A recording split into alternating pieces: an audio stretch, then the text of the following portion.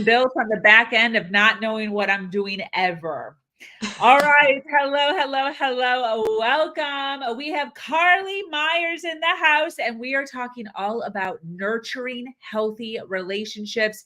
This is going to be so much fun. For those of you that don't know me, my name is Sabrina Victoria. I am the host here at Her Talk Show. Let's jump in. Get ready, because today's guest is about to change the way you view your world. This is Her Talk Show, hosted by Sabrina Victoria. Not even kidding. I literally erased my entire intro. I just deleted it. I have no idea what I'm doing right now. Kidding. All right. Not kidding with the deletion, though. I'm literally looking at my screen and it's just deleted. But thank you so much for being here. It's always fun here at Her Talk Show. There's always something crazy happening. For those of you that don't know me, my name is Sabrina Victoria. I am the host here. We've had over 600 women grace this stage. We are adding another one to the list today. Just like I said, we have Carlee Myers in the house. She is the founder of the Stress Less Company. Girl, like, how is this not already taken? It's who knows? She is an expert at helping leaders manage day-to-day stress in a way that creates satisfying results, such as improved sleep, yes, increased income, what, fulfilling personal relationships, and more. Carlee is a diplomate of the American Institute of Stress and a certified safe conversations facilitator and workshop leader, and had her work most recently featured in media outlets such as Parade, Fox 29, and Good Day Philadelphia. I just love the way that sounds. Good Day Philadelphia. That just sounds amazing. Just rolls off the tongue, you know? Yes. Well, hello, Carlee. Thank you for taking some time out of your day to hang out with me. I'm so excited. Yeah, thank you so much for having me. I'm assuming you're in Philadelphia. Are you still or no? I am in Philadelphia, indeed. I love it. They're rivals with Pittsburgh, which I did not know, but I lived in Pittsburgh for a while. And I remember, people meeting people and be like, "Oh, what city? Pittsburgh." And they're like, from Philadelphia. It's like a thing. I don't know. I'm not an old friend of mine used to say sports ball. I'm not a sports ball fan. I don't follow. You tell me what's going on. I'll pick it up. I'll soak it in. But yeah, otherwise oblivious to the sports ball world. Agree. And same, 100%. So we're talking about relationships today. I'm super excited about this. I think every single person that hops on live, by the way, I see you hopping on live. Thank you so much for being here and hanging out with us. But we can all relate to this, right? We're all, whether we're in a personal relationship, we have kids, we have coworkers, they're everywhere. We have to learn how to get along with people. Yeah, for sure. But yeah, everywhere we look, whether it's our personal relationships, our professional relationships, the person checking us out at the grocery store, the security guard on the way out, if you're using self-checkout, the relationships are everywhere. Yeah. Why would you say it's so important to know how to nurture a healthy relationship? Like, why does that even matter? Yeah, well, at the end of the day, if we're not thinking about other people, if we're thinking about ourselves, it's a basic human need. Love and belonging is a basic human need. And so at the end of the day, if we don't have healthy relationships, we're not going to reach that level of fulfillment, contentment, whatever beautiful state of mind you're looking for. It's going to be more challenging to obtain it. Yeah. So I'd like to kind of start all the way on the opposite side of the spectrum as far as arguing, fighting, irritation. What would you say is the number one reason why people fight? Yeah. Well, this is interesting, right? Because there's so many different things that we could fight about. It could be the way we're unloading or loading the dishwasher. It could be the fact that this colleague is sending us too many emails. It could be, right? There's an infinite possibilities in terms of content as to why we might fight. But it actually all boils down into one thing. If we take all those details and we boil it down into its essence, and the number one reason that people fight is objection to difference, because the brain is hardwired to view difference as dangerous, even if it's not, right? But the number one reason people fight really is it's objection to difference. It's not the difference, but it's the objection to it. Wow. Okay, I'm trying to think of every single argument I've ever had, and I would totally agree with that. Yeah. It's wild how it can be boiled down into something so seemingly simple. Yeah, so I'm seeing it one way with the Mhm, projection of my life story, and mhm, then they're seeing it their way with the projection of mhm. their life story and the Yep. difference. Yeah. Honestly, and the way that you're describing that really reminds me of the way that I define stress when I'm doing my general stress management work, which is stress equals the thing plus the perception of the thing. Stress equals the thing plus the perception of the thing. And so we all have our different perceptions. A great example of this, I use this example all the time, is, for me, I grew up in Maryland and a part of Maryland where we had a lot of dams in our rivers. And I would hear these stories about people going over the dam and dying or being severely injured. And so I ended up developing this perception or this fear that if I go kayaking or canoeing in a river, a dam could just show up out of nowhere and I would go over and that would be the end of me. And so I had this fear. The thing is kayaking or canoeing. The perception is a dam could come out of anywhere and I could be seriously injured. I remember going to my father one day and being like, "Can you believe that this friend wants to just plop a kayak in the river and just see what happens? That's insane." And my dad being like, "Okay, here's the thing, kayaking." And his perception of this thing is like, "Wait a second, hold on.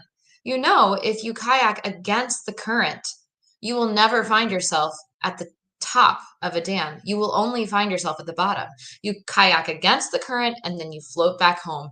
You will never find yourself in harm's way in that sense." And I was like, wait, hold on. It's a totally different perception. But Wow. again, it's the thing plus the perception of the thing that creates our stress levels. Wow. That's really, really insightful. Thank you. Yeah, Absolutely. I'm gonna yeah. pull something out though that you kinda just snuck in there though, kinda secret like. Let's go You for it. said, "When I do my general stress management," and I'm supposed to be managing my stress daily? What is you're Yeah. doing general stress management? Oh my gosh. Yeah. Generally speaking, right?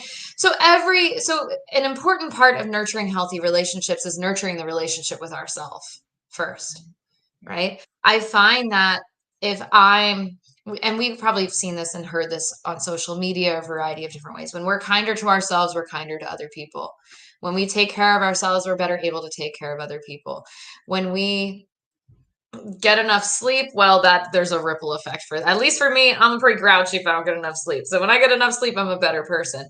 And so, general stress management, that kind of leads into, the idea of the system that I work and that all of my clients work, which is the stress less method. How do we focus on our relationship with ourselves so that we can have healthier relationships? Well, step one is manage our energy. So what does that look like? That could look like, I mean, that's a fancy way of saying calm the nervous system. Get ourselves out of fight, flight, freeze, faint, and into that rest and digest. Get ourselves out of the reptilian brain that's reacting and get us up into the upper brain, which has access to creative solutions, is more responding to the situation. So we got to figure out, talk about general stress management. That's where we start. We figure out what is it that's going to work to calm that nervous system so that we can go back online as our best selves. Mm. So for those of us that haven't been managing our stress daily or a couple times a week, what is like, what are we missing? What Mm, is the life experience that I could be having that maybe I'm not having because I'm not doing this regular management? So I would go back a step and start by acknowledging what we might be experiencing if we're not managing our stress, Okay. right? Stress impacts just about everything across the board. It impacts our mental health, our mood. So we might be irritable, we might be more sad, anxious, right? So we can notice the moods, the emotions that are coming up. It affects our cardiovascular system. So we could have that racing heart. We could end up with health issues like high blood pressure, end up with stuff like heart attack, strokes, right? Major health issues. We could be experiencing, symptoms, smaller symptoms, clammy hands, sweaty armpits, that kind of thing. Stress impacts our reproductive systems. So for women, it can impact our cramps, our symptoms with menopause, and our menstrual cycle become more extreme. For men, it lowers our sperm count, right? So it impacts our reproductive system. Then we're talking about our muscles, right? We've got that ache and that pain in our shoulders or our lower back or somewhere else in our body that seemingly is unexplained, right? Stress can show up in that way. That unexplained headache.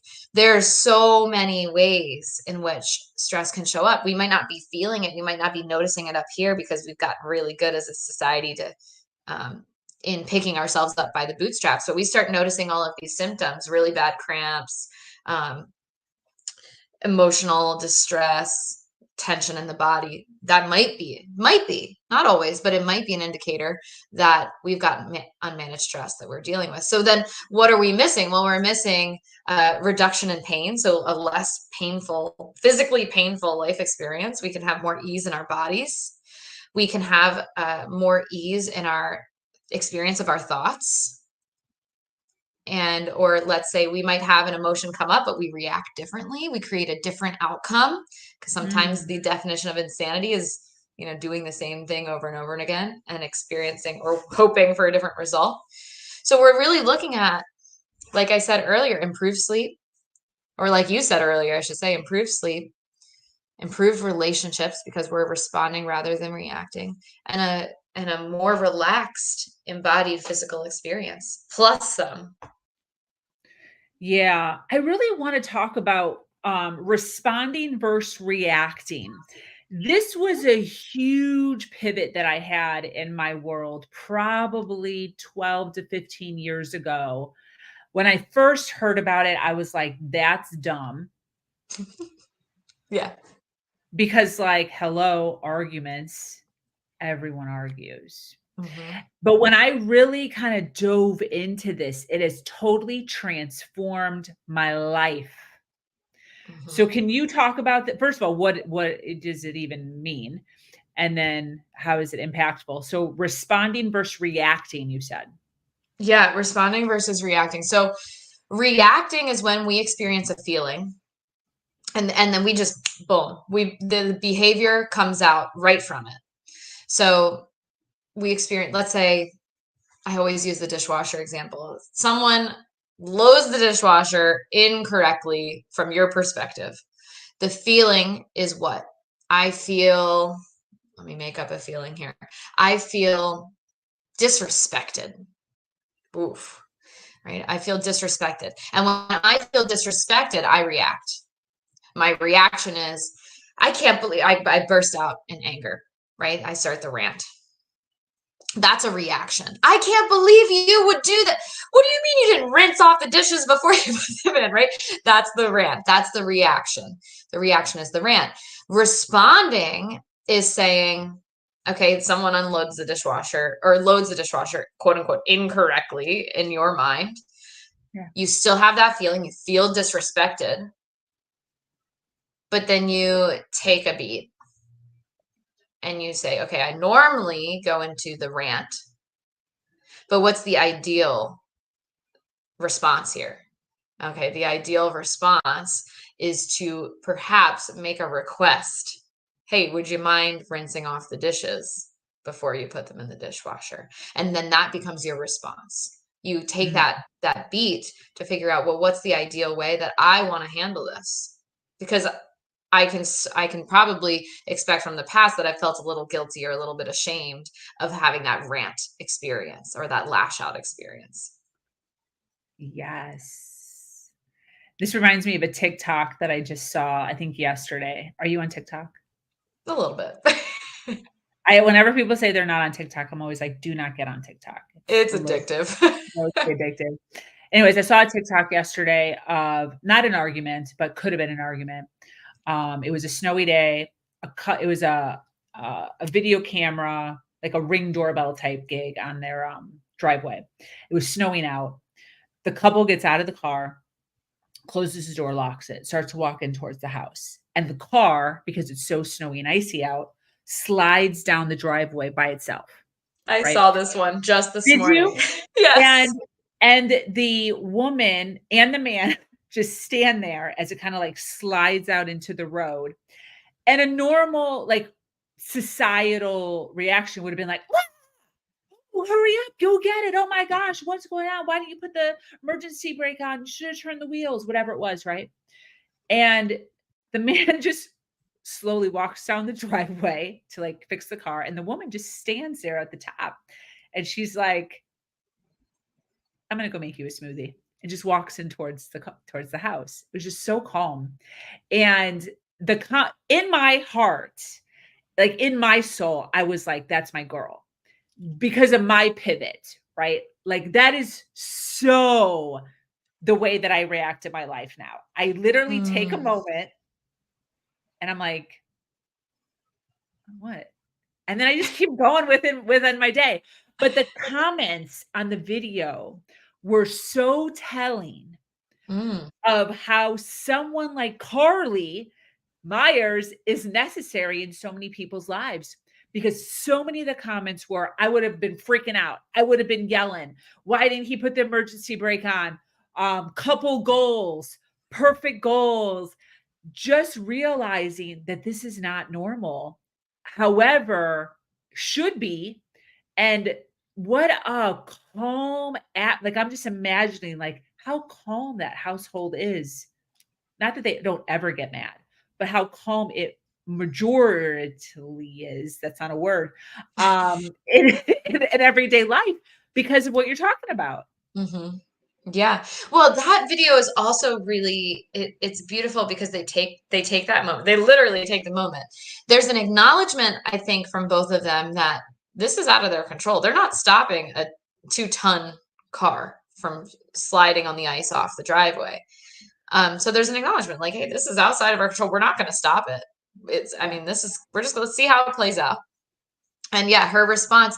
But what was really beautiful, and this is what it takes to nurture healthy relationships, her response then cued his response. Yeah. Right? Hey, I'm going to go make you a smoothie. That was the original plan anyway. She's like, I'm just going to keep going. That's what it sounded like, right? Yeah. She's like, I'm going to just go do that. And he said, all right, I'm going to park the car down here. Yes. I forgot about that. The solution. Yeah. And so they were, she was saying, okay, this is what I'm going to do. And he's like, well, there was an acknowledgement of like, well, okay, that didn't work. We're not going to park the car in the driveway again. And we're going to pivot, but it was almost what was really admirable about the solution was like, I'm not going to resist reality. I'm not going to create unnecessary suffering here by trying to put the car back in the driveway and then worry that it's going to slide back out again or whatever. Right. There was a pivot of like, here's what reality is. And I'm just gonna go with the flow, which means park the car on the street so it doesn't slide out of our driveway again. 100%. Yeah. And speaking about this, just kind of reflecting on my own life and how much time I've saved, just not dealing with the whole cycle of bickering and arguing that happens so much with a reacting mindset. I would love to speak to that. I think this video also speaks to something really important as well, which is the state of our nervous systems to begin with. I would imagine that these two people in this video, their nervous systems were chill. They were having a good day. They were feeling like their nervous system was in that rest and digest state, or if not in it, it was close to it. They were balanced out. Now imagine that same couple, if their nervous system was keyed up, if they were in fight, flight, freeze, or faint, I guarantee you their response wouldn't have been the same. Yeah. And so that's where the stress less method, that first step that I mentioned earlier, manage your energy, is so, so important. Because if our baseline is contentment or calm or that beautiful state of mind, when something happens, it might bring us up to here, but it's not going to send us over the ledge or over the edge. If our nervous system, so if this is baseline of contentment, if our nervous system is starting off at anxious or Mm. uptight and something happens, Okay. where do we go next?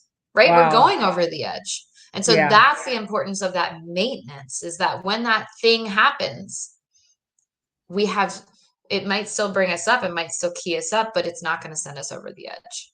Wow. Yeah, I really like that visual that you're giving of that with your hands, because I can totally see how much easier it would be to overflow into more of a reaction because you're already so close to the top. Yeah. Yeah. And some people, I know I in my life at points were living in a constant state of stress and anxiety. Like I could hmm feel it in my body where I was literally constantly here. Yeah. Um, and And learning that to can regulate that. happen. Yeah, that can happen. And if you're listening and you're in this state, there's nothing to be ashamed of if you're there, right? Because it's Thank normal. you. It's Yeah. normal. It's happened so much with so many of us. It can happen when we've experienced a big change in our lives, right? Like it could be a loss, it could be a trauma, it could be grief, it could be a breakup, it could be anything that's completely feels like it changes your world as you know it. That's rewiring your nervous system to be like, I'm on guard. I don't want that to happen again. So it can take some time and practice to get that nervous system back down. Yeah. Um, I mean, we're at the point where an email can send us over the edge because so many of us are experiencing that. Either we've experienced a big life altering event where it's like instant rewiring of the nervous system, or we're experiencing the stress, boom, boom, boom, boom, boom, all these little stressors that are piling up and adding up to create that rewiring as well. So that's the importance of that maintenance, is um, we're addressing these things one by one, bit by bit, to get us back to that calm state, the state we're meant to be in. Absolutely. Um, I feel like we're kind of tiptoeing around, you know, things that could negatively impact us.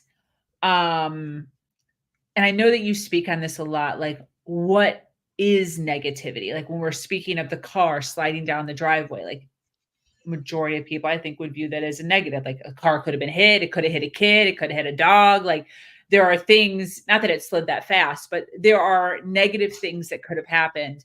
Um, and versus, how they actually reacted towards that negativity. So I'd love for you to talk a little bit about what negativity actually is, and then how this is affecting our relationships.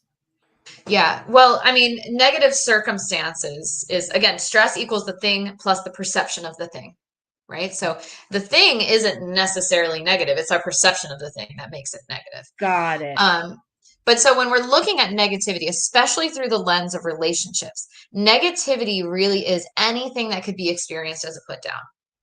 So it could be words, it could be tone of voice, it could be your body language, like an eye roll, anything that's experienced as a put down. And the key with this is that the person who's experiencing the put down, they're the judge of whether or not it was a put down, right? If we want to have healthy relationships, whether or not something was negative should never be up for debate.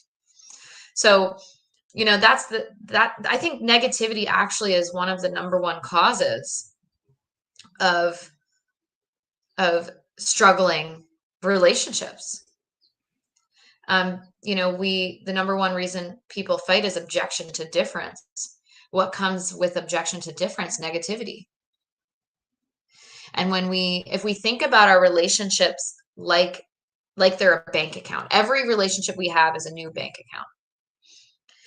Are we putting in deposits, Meaning, are we putting in words of affirmation? Are we putting in, a general sense of connection? Are we putting in the good stuff, whatever the good stuff is, a dad joke, I don't know, whatever it is for your relationship?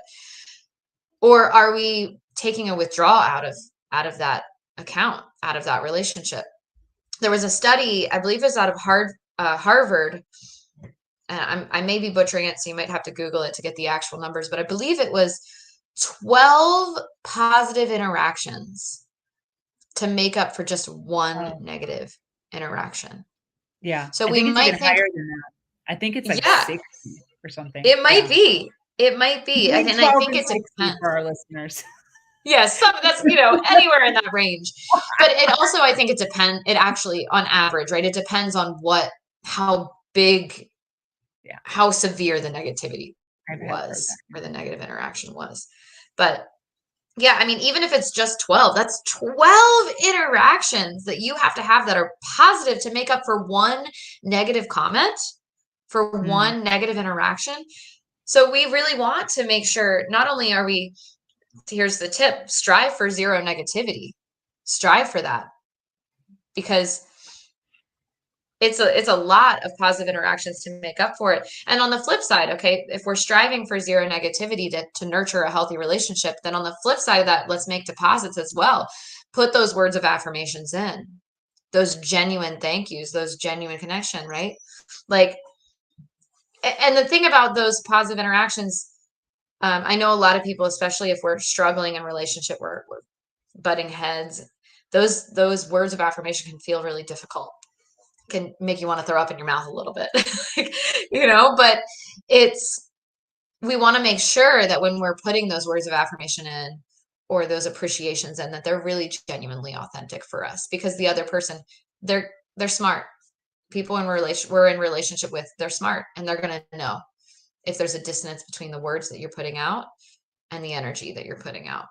And so, I would say strive for zero negativity. That's the first and foremost. And secondarily, make those deposits, put those words of affirmation out, put the good stuff in there, so that you can have that net positive. Be a millionaire in your relationships, in each and every one of them. Beautiful. I'd love to touch just for a moment, for those that listening live. We have a ton of people watching live right now, so thank you so much for being here. And for those of you on the replay, thank you also for being here. We fight. Most people aren't fighting just to fight. Like most people, we do fight over dishwashers, right? How to roll a dishwasher. We do fight over little things, but there are also real arguments over perceived lying, perceived deceit, perceived disrespect.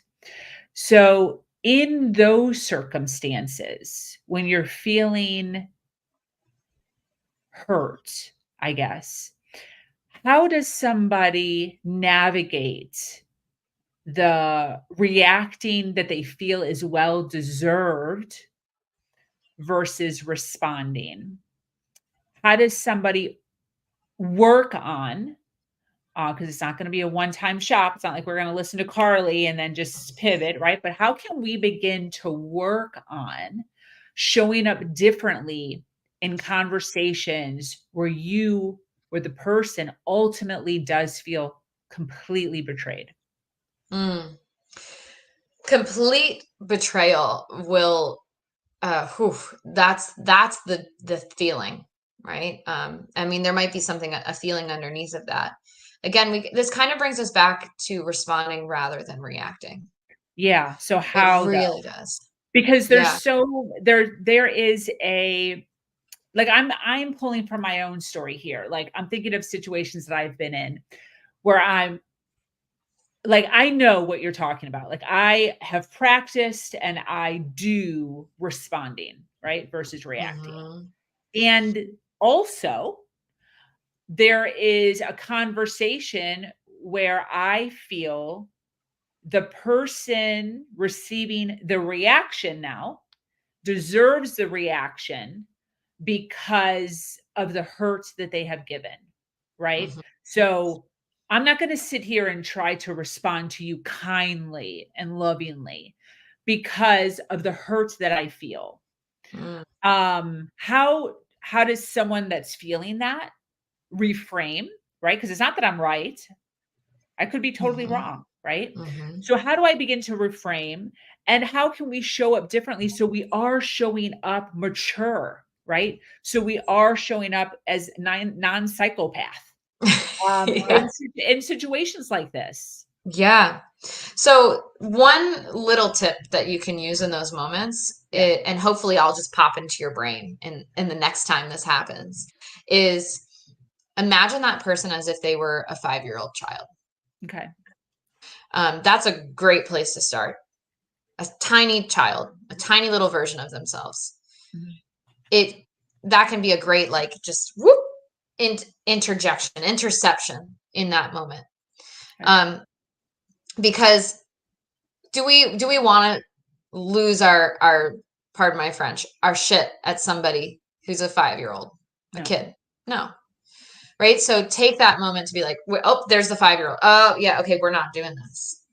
Um, it I will say this can be challenging. The righteous hurt, the righteous anger, the that is the I think that comes up in arguments all the time, whether it's the dishwasher or a major betrayal, Mhm. the righteousness. And so it's worth considering that this is a practice. This isn't going to fix this overnight. It's not, there's work to be done here, but imagine maybe it might be 90% their fault. Like they might be 90%. They did it all, 90%. But what's your 10%? Okay, you can't do 99% their fault. But what's your 1%? Okay. How might you have contributed to this outcome? And take a minute to ponder that, because it takes two to tango in every situation, right? So I can think of, plenty of examples um, where I've been a little bit of a I'm in the mood to cuss today. A little bit of a jackass. I might have brought I could have, put knocked one of those dominoes over in the situation of betrayal. Um so first is imagining them as that young child. That can help create some space. Second is, if you are able to create some space, then take a minute to think, what is the 1% that I contributed? What is the 10% that I contributed to create this situation? What are the ways in which I acted a little, dumber than I should have? And that can create some space. I would say, if I were to gift something, if I had like a magic wand, or if I were got up on the mountain in the sky and I were to give humanity a gift that I thought would make the world a better place, it would be curiosity. Hmm. Because that righteous anger, that righteous hurt, that righteousness across the board, whatever the negative emotion is, it shuts us off from seeing the situation as it really is. They might be 99% at fault, but what's the 1% that you're not seeing? But yeah, like I think this goes back to relationships are nuanced, situations are nuanced. There's shit's gonna happen, cards are gonna get dealt to us that we never expected. Maybe we'll be blindsided. Um, there's work to be done within ourselves, the relationship with ourselves, to be able to navigate some of that stuff. One, manage your energy. Two, of the stress less method that I was talking about earlier, identify your blocks. What are the ways in which what's your 10%? What's your 1%? What are the ways in which you've created unnecessary suffering for yourself Hmm. in your life? What are we can talk about this from the positive intelligence perspective. This is some work that's really popular in the coaching community, Positive Intelligence by Shahzad Shermeen. I always butcher his name. What are the saboteurs that we're bringing to the table? Do we have the restless saboteur, the hypervigilant, the victim, the people pleaser, the hyperachiever? There's quite a list of them. But what are we contributing to our suffering? And we can bring that awareness, not to say that We're not victimizing the victim. We're not blaming the victim in a situation where we've been betrayed, but we're in looking at this, our side of the street, we're empowering ourselves to do something a little bit differently. Maybe we were we thought we were setting boundaries, but we were making requests. This one comes up all the time in relationships. Hey, can you stop hey, would you mind stop calling me, right? Like at, I don't know, 2 a.m. Stop calling me at 2 a.m. That's a request. A boundary is putting your phone on do not disturb. So what's within the control of others versus what's within our control? This is obviously very, very nuanced, but this is exactly why people work with me, because relationships and stress are nuanced. Yeah. That's how it goes. Yeah. Well, this has been phenomenal. I have taken a ton of notes. So insightful. For those watching on the live here, for those watching on the replay, can you tell us exactly what you do and who should be reaching out to you? Who do you help? Yeah. So I love to work with people who are I love to help people who are experiencing stress, right? To reduce that stress and to help them enhance their relationships. So if you're someone who is struggling in your relationships, maybe it's with your colleagues at work, with your team members, maybe it's with a romantic partner, maybe it's with your sister or your daughter or your father, right? If you're struggling in any relationship and you're experiencing some stress as a result, I would love to have a conversation. I would love to have a conversation. So you can find me, you can find me at my website, which is under my picture here, stresslessco.com. There's a free relationship assessment if you want to check that out. And then I also have a freebie if you want to get started on your journey to zero negativity as an introduction to having healthier relationships.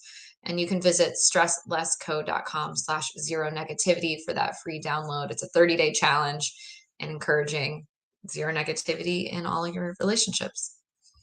I love that. Okay, let me put it in. Okay, so stresslessco.com / zero negativity.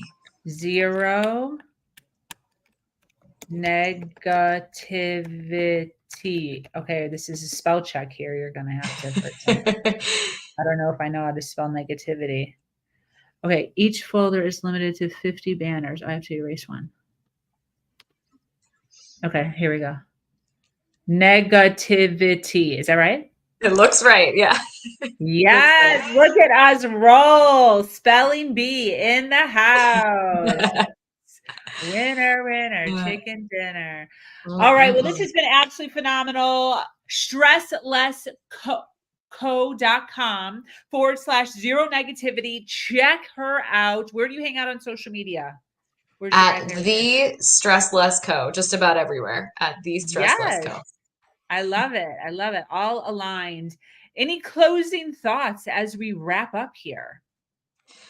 I would just say, wherever you're at, there's always, here's a great quote I love to use. The opposite of depression, the opposite of anxiety, the opposite of struggle is hope. Ooh. So where can you find hope in your life? I always say that with my story too. Like I kept going forward because if I kept going forward, there was hope versus if I didn't. That was like my takeaway for a lot of the stuff that I went through. That's awesome. I love it.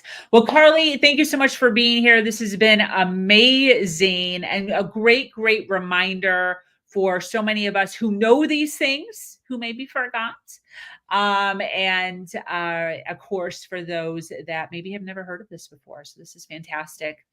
That brings us to an end of yet another incredible episode of Her Talk Show. Thank you, Carlee.